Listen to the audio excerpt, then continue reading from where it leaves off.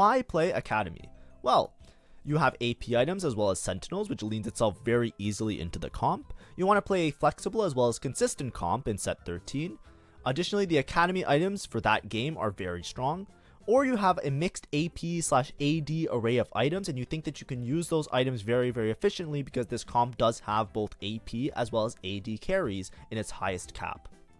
However, this comp, because of it's very popular, it's very strong, so it's often very contested, which means it might be very hard to find some of the units. Additionally, the chase units, so some of the 5 costs like Rumble and Jace that usually you play with Academy, are very popular, which makes it very, very hard to hit those units, especially late game.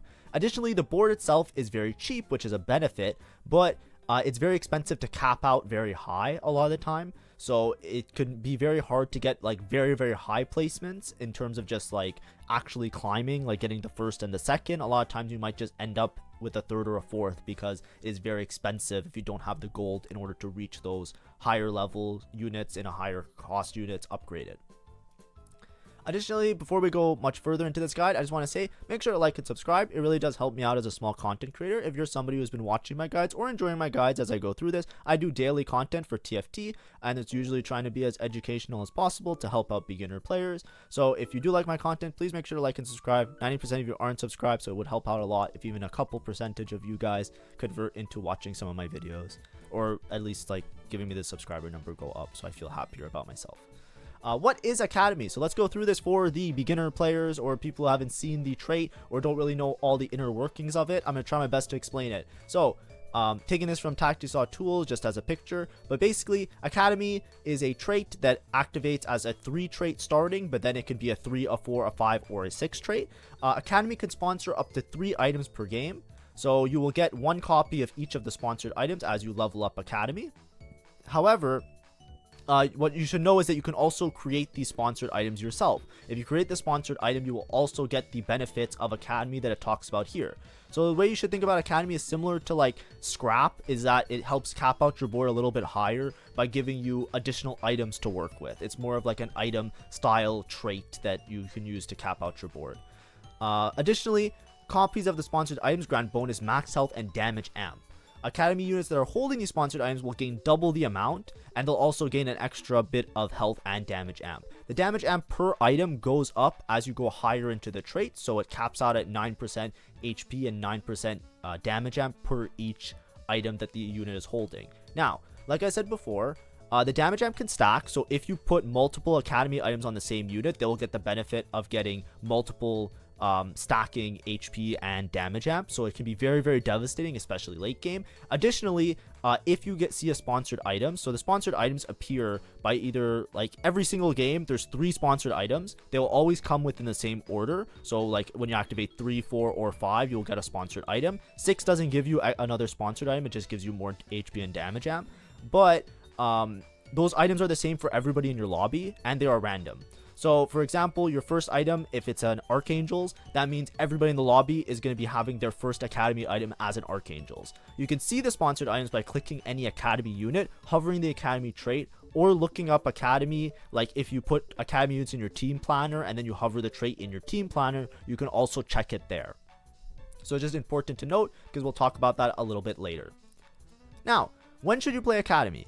So there's many different reasons or many different ways that you can play Academy. A lot of times it comes down to playing like around AP units in general. A lot of times the unit that you're trying to carry when you're playing Academy is Heimerdinger. Heimerdinger is the 4 cost for the Academy trait. So if you're trying to play Academy, you typically want to see good Heimer items. Additionally, these items might also be sponsored items. So if you see a really good Academy sponsored item that you think can work really well as either a frontline or a backline item for your team, it can really influence you to play towards Academy because it basically just gives you a free item that you don't have to build. That's resources that you can then commit to making other items, other frontline items, other backline items, other utility items, etc. If you get a sponsored item that you think you can play around, it's really, really good to play around Academy in those spots, especially if people in the lobby aren't necessarily playing it as often.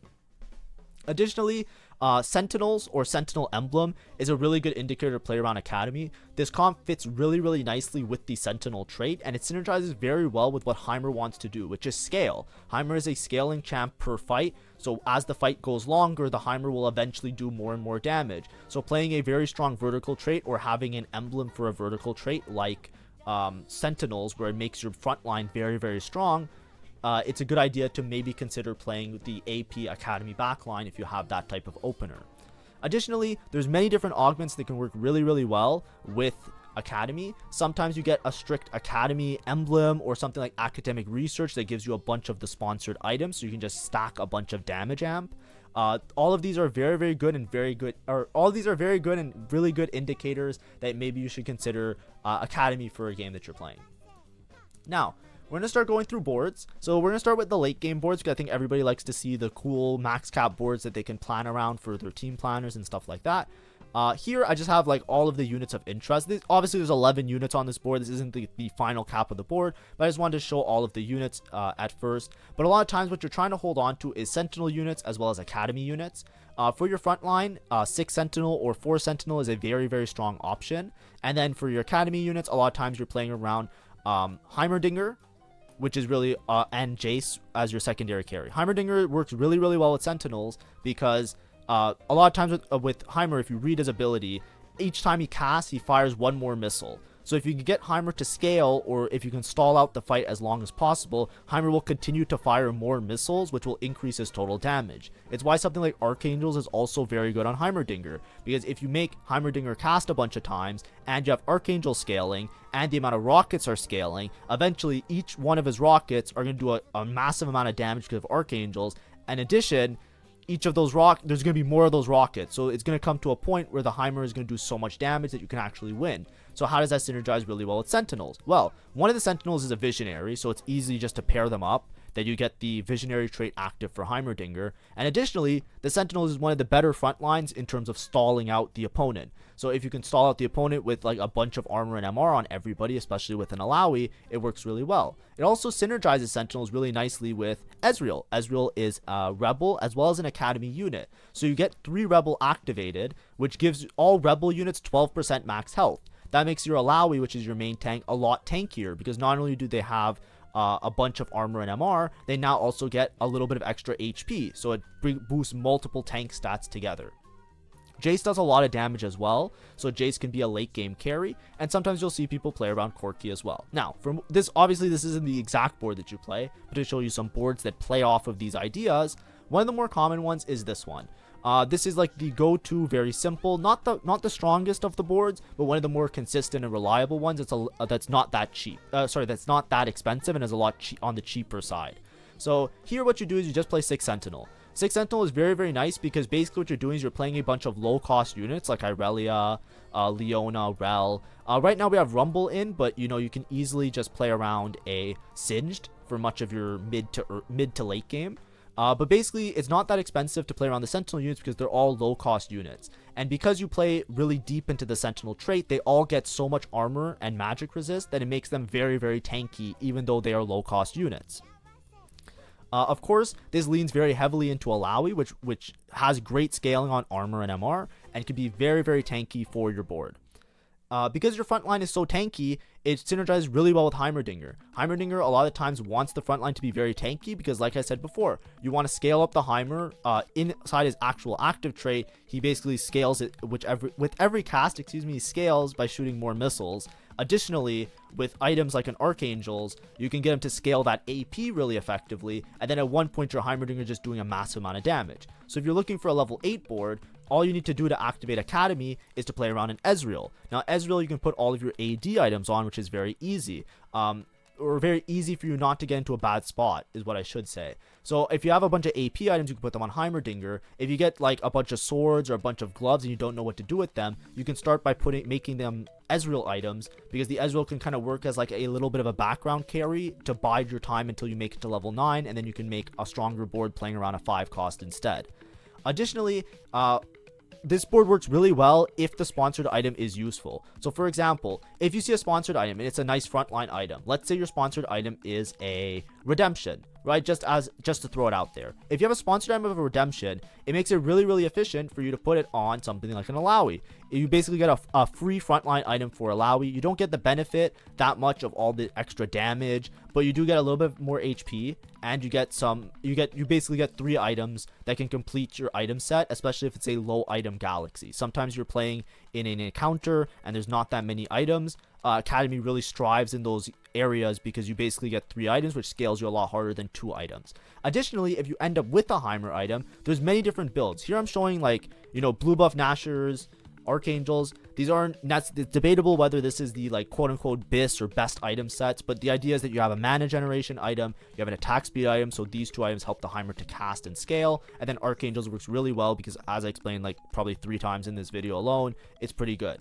But what you should always consider is whatever the last item is.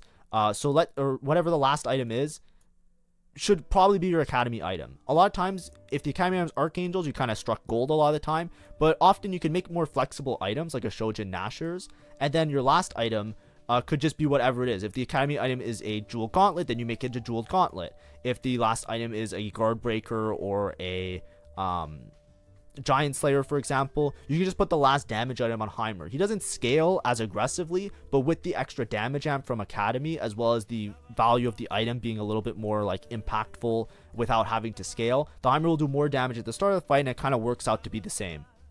So you should always consider putting your academy items on the Heimer, and that's what's like a good indicator, right? If you're playing academy and the item doesn't look that good, so sometimes, for example, like I said, Declaw or Redemption, let's say it's a Bramble Vest and the rest of your lobby is not playing around AD, so the Bramble Vest doesn't get a lot of value, right? It gives a bunch of armor. You don't really need a bunch of armor because it's Sentinels, and the item itself, it doesn't do all that much because, like, if the lobby is playing mostly AP, then you don't want to Bramble anyways. You probably want to make a Declaw. Times like that is where Academy starts to feel a little bit weaker, because a lot of times when you're on level 8 at least, you're not hitting those higher levels of Academy to get multiple items. So if your your first sponsored item or your 3 Academy isn't the greatest item, it's sometimes like, hey, maybe I can consider a different comp here. I don't have to necessarily play around it unless I have a really good spot for it, like I hit Heimer, I hit Alawi, etc. But anyways, there's other different variations of this board. One of them is very often is to play around Corki. Corki, you get the Artillerist synergy with the Ezreal, and you also get the synergy with the Rumble. Now, this is a board that fits in on level 9. A lot of times, if you're trying to play Corki and Heimer at a lower level, you usually need a Spatula. So if you have a Sentinel, an Academy emblem, or if you have a Sentinel emblem, then you can fit this board in by just dropping one of these frontline units or dropping the Ezreal or something along those lines. Now, Artillerist is very strong. It got buffed a little bit, and Corki does a lot of damage. Corki is absolutely insane. It takes a lot of time, so you really need like a good front line when you're playing Corki. In this case, it works out well because it synergizes the same way like with Heimer, that Corki takes a little bit of time to cast sometimes, and having a stronger front line makes him work out really well. This is the more common variation that you see nowadays. It also makes it so you can't get screwed by item drops. If you get a bunch of swords, you just make Corki items. If you get a bunch of AP items, you just make Heimer items. There's a lot of times that you can upgrade and make a Corki 2-star as well as a Heimer 2-star, and you can play around both sides of damage, which is very strong and very powerful. Additionally, if you don't have an emblem, what you probably want to do is you probably want to drop some of these frontline units and maybe just play deeper into the academy trait. So for example, you can get an extra item by playing a Lux, and you can drop to 4 Sentinel.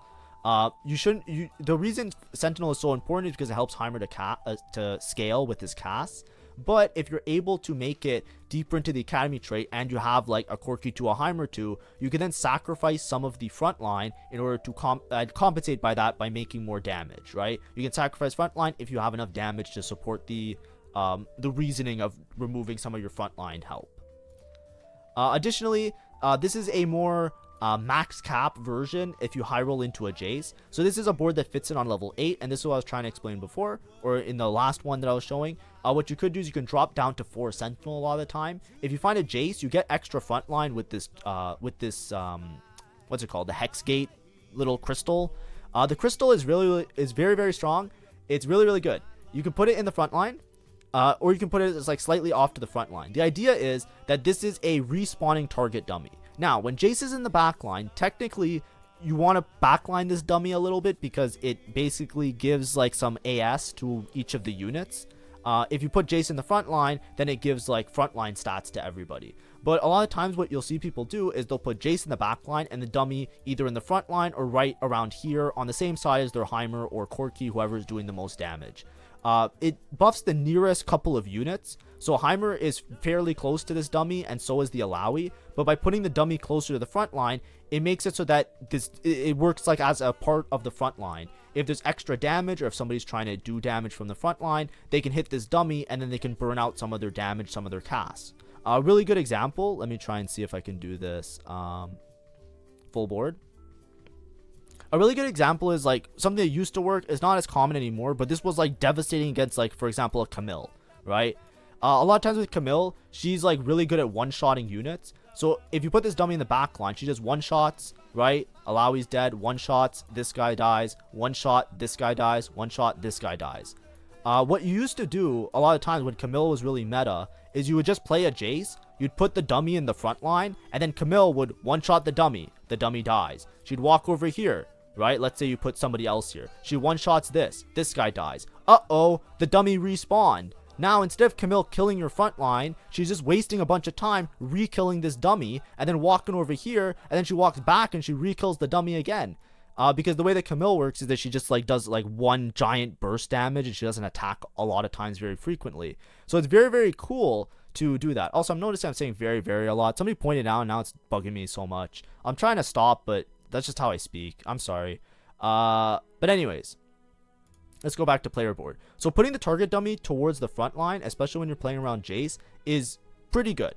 You should always consider it. You can obviously put in the backline to try and get the full buffs for Heimer and Corki and try and cast a bunch. But I do suggest in a lot of cases, if you think that you need the extra front line, or if you want to waste your opponent's casts in a similar way that I explained, frontline dummy, even if you have backline Jace, is pretty good. Frontline Jace got buffed a little bit, but backline Jace is still a menace. Especially if you don't have Corki 2. If you don't have Corki 2 and you have Academy items that are AD items, you can actually put these items on Jace, and he'll do a bunch of damage, especially in like these 4 Academy setups. If you're talking about a max cap version of this board, in the highest version, I think this is the one that I've seen multiple people play, and I think it's the most reliable in terms of like max damage, like absolutely giga strong. So this is a level 9 version of the board, and eventually you can just drop Corki altogether. Especially if you don't have a Corki 2. If you have Jace 2, Rumble 2, you can also play a Jinx and an Echo. This is a very, very high cap board, so don't expect to hit this board a lot of the time. It's not something to strive to, but this is a way you can optimize the board in a very expensive way. Playing multiple copies of 5 cost is going to be way stronger than playing a bunch of 4 cost, just because Jinx is really good as long as you can get her to cast. Jace is really strong as long as you can get him to cast. Your front line is going to be stable enough, and Rumble's a great frontline unit. You also get Echo, which is Scrap. So Scrap, Echo, and Rumble both get health shields. So your front line's going to be good enough. It's going to be fine. And you have so much damage between this Heimer and this Jace that you can transition into a board like this. I talked a little bit about board transitions in some of my item guides, but the idea is that if you have items that you can put on Jace, Jace is going to do way more damage way faster than a lot of the other 4 cost units. In a lot of cases, even Heimer in some cases, you might want to transfer if you have like a Shojin, for example, if you have double mana on Heimer, or if you have like Academy items that can be supported by Jace. If you hit a Jace 2, you can just put the items on Jace. And it works out really, really, really well. So let's go back to the guide. So those are some late game boards. Something that I also want to talk about is flex. So the reason this board is so strong additionally is because it leans itself really nicely into being able to flexibly play your mid game so that you don't low roll on your units. So what do I mean by that? I talked about AP Flex. It was an AP Flex guide that I made a couple of weeks ago, but a lot of it was talking about how you can flex between Heimer and Zoe pretty easily. If you noticed on the board, I was talking about Rebels a little bit.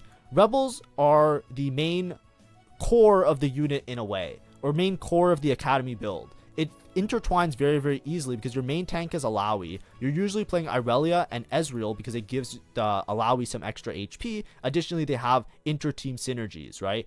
You have Rebel with Artillerist and Academy, and then you have Irelia, which has Sentinel, which synergizes with the Alawi. So a lot of times, depending on your early game, you're probably not going to get Alawi, but a lot of times your early game is structured on the low cost units. Depending on where your items are going and how things are working out, you can decide to play towards full Sentinel frontline, Heimerdinger, Corki, and Academy units, which will make your board really strong. Or you can easily just put AP items on somebody like a Zoe. You can hold on to some of the other low cost units, and then you can play your AD items on a Jinx instead. So there's an easy way to pivot around the same core in the middle, depending on what you hit and depending on how you play your game. So this is a very, very important concept because a lot of times Heimer is very contested. But the reason a lot of people angle towards Heimer and play towards Heimer is the same reason why they angle towards Rebels. Rebels isn't necessarily that strong. It is very gate kept by Jinx, but it's a good option if you hit an Alawi. If you hit an Alawi and you don't hit a Heimer, you sure better be holding on to some Zoes on your roll down because you can easily just play around this. Obviously, the boards are a little bit different. When you're playing around Rebels, you want to usually play around 7 Rebel, and here instead you want to put more frontline in order to cap out your board. So you want to play like 6 Sentinel or 4 Sentinel. I'll put 4/6 Sentinel.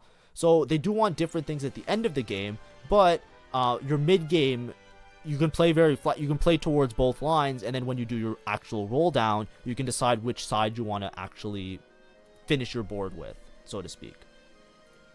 So that leads us into early game boards. So let's talk about a couple early game boards.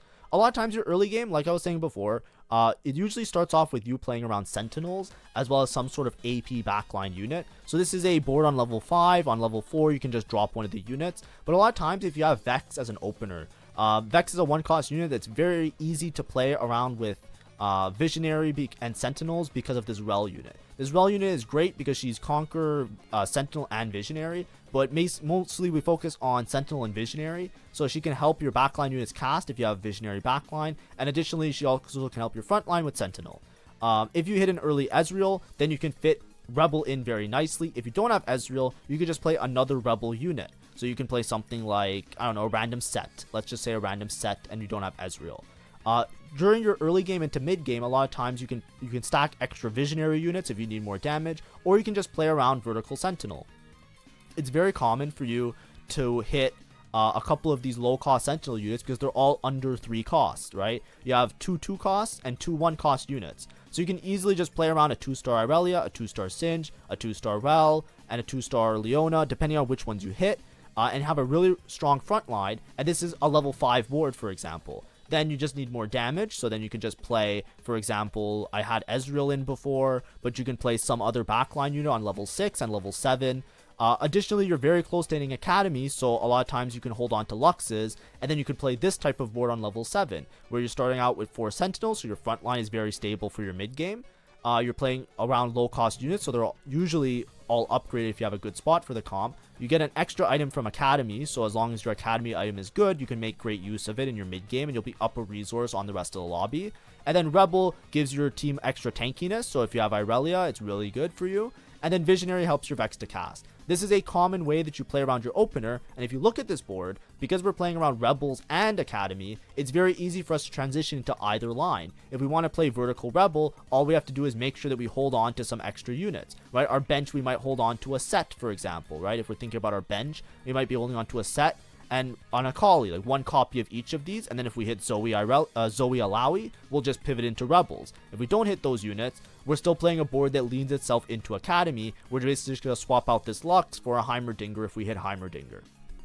We're also keeping, if we invest gold in these units and they get upgraded, they're going to stay on our board for a very long time. So it's very efficient and it's very cost effective.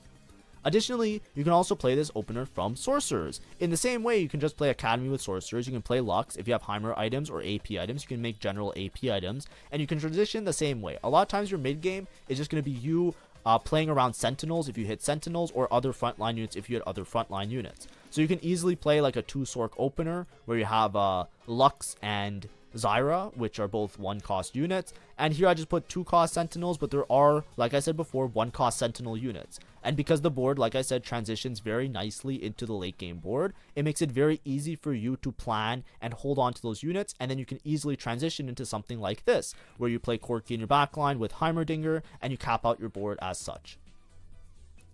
So it's very, very strong, very good in your mid game. Now, conditions for success. So we kind of alluded to them and we talked about them a lot. This is going to be more of a summary, so we're just going to go through it. AP and Sentinel openers, as well as good items for those types of comps, is very nice. So definitely consider playing around Heimerdinger if you have AP and a Sentinel opener. Additionally, you want to be relatively uncontested. If you see, even in the most flexible case where I'm talking here, the main unit that's annoying is Alawi. If a lot of people in your lobby are playing towards AP, or there's a Rebel player and there's a Heimer player and you know for sure there are, the main problem is that you won't be able to find Alawi. Alawi is like the pinnacle from which you can flex between two different lines. Additionally, Heimer is often very contested, but like I said, if you can't find a copy of Alawi, then you're in a really bad spot because you'll be able to play neither Zoe nor Heimerdinger. So even though it's a flexible comp, if a lot of people are playing it, it's very difficult unless you have the Alawi. Alawi is actually more important for the comp in a lot of cases than it is to find like the Heimer and the Corki, for example, because at least with Alawi, you can pivot between two lines if you're in dire straits and you can try and play for placements. But without the Alawi, you're just in a bad spot. But of course, if you have an Alawi or if you have a Heimer, you get on carousel, you're lose streaking, something goes right in your game, you can definitely play around it. Additionally, you want to play around the academy items. So I talked about it a little bit before, but like, you know, when you're thinking about making Heimer items, you should always check early what the academy items are. If the academy item is something that's a frontline item that you know you can play around Alawi, then you could prioritize making backline damage items because you know that you're going to get an extra academy item for the frontline. If you have an academy emblem and you're playing like into the deeper academy trade, then you could plan around the extra academy items that you're going to get. You might not just get one academy item. If you're playing 4 or 5 academy, you're going to get 2 extra items, so you can play around those as well. If you see like a damage item, for example, you might be able to plan around the Heimerdinger, saying, okay, let's say I get like a Giant Slayer. Giant Slayer gives me a bunch of attack speed and damage amp, so instead of Nashers, I can just build Giant Slayer, 1 mana item, and then I can figure out the other one, right? If I don't have blue buff, because blue buff is a little bit better on Heimer, Shojin's fine as long as I get something to help him to cast, and then +1 damage item, you can make your item set.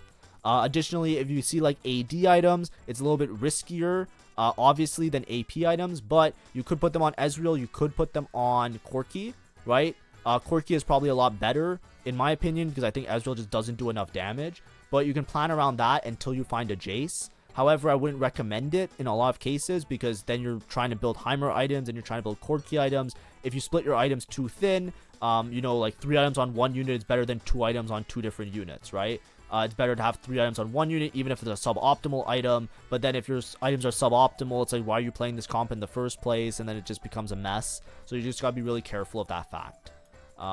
Just be cautious, right? The idea is though that you want to play around the academy items. If the academy items aren't good, this comp is still fine to play because it still leans itself very nicely into like AP items and Sentinels and an AP opener. So it's not the end of the world. You can still play the comp, but if you're not making use of the academy items at all, it kind of feels like you're down quite a bit on the rest of the lobby. So definitely consider what you're doing and whether your spot is actually good for the comp.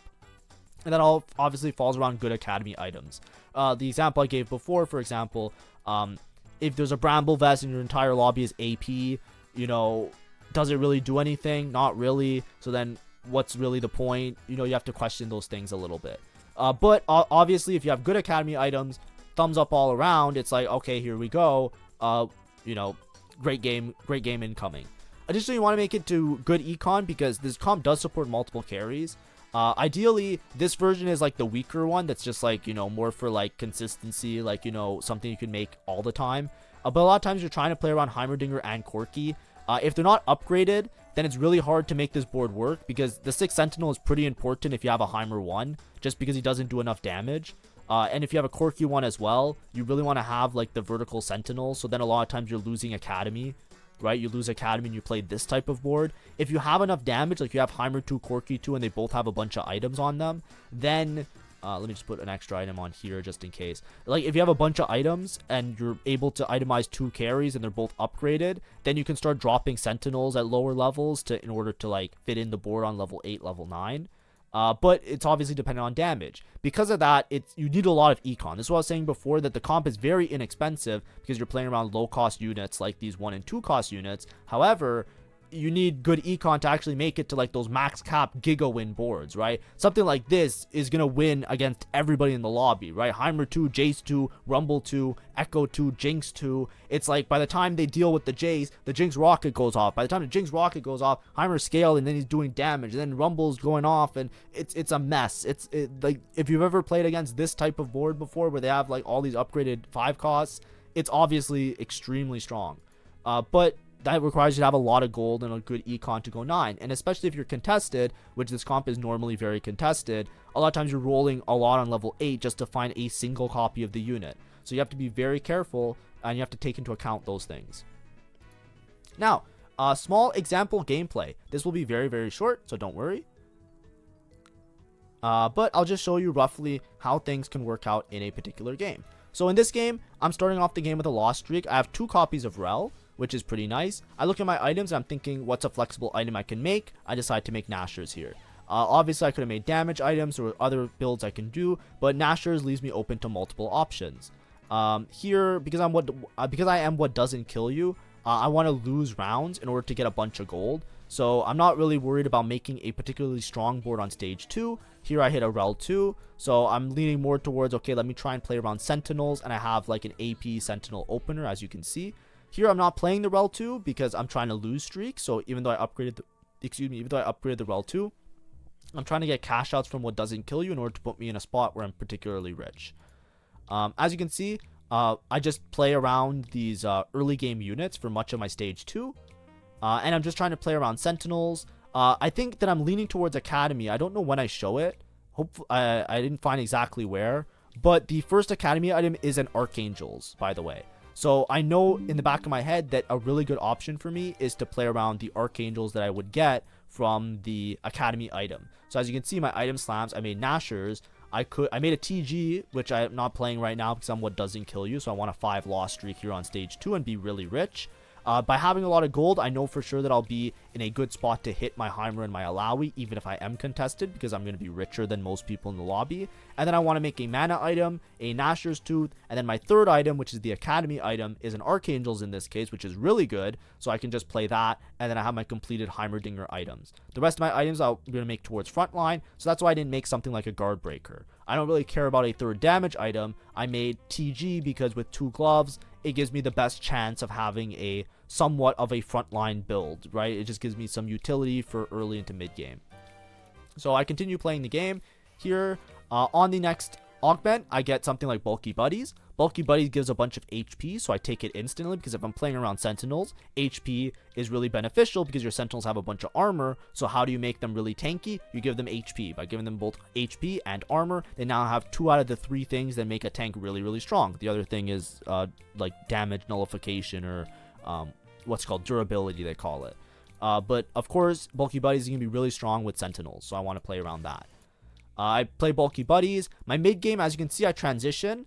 I'm really rich, so I make it to level 7. But in this case, I also high rolled into a Heimer. This is probably where I'll stop the VOD review portion of this. But as you can see, I high rolled the Heimer, so I'm able to play that's Academy with the Sentinel. But if I didn't have Heimer, I'd play something like a Lux in order to like itemize 3 items on a unit. But I'm basically in my mid game, I'm 4 Sentinel, 3 Academy, like I was trying to explain before. And then as you can see, because I already have this Heimer, I'm locked in, so I don't really have to worry about playing around Zoe or Rebels at all.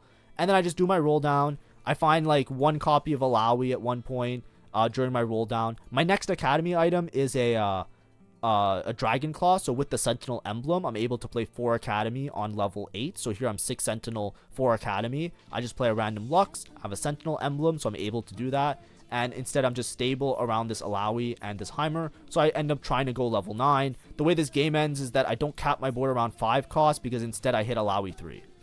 Nobody in the lobby is playing Alawi, so I just play around Alawi 3 and I cap out my board this way. I have Jace as an item holder for the AD units because I wasn't able to find that many Corkis in this particular lobby, and then I won out in this way.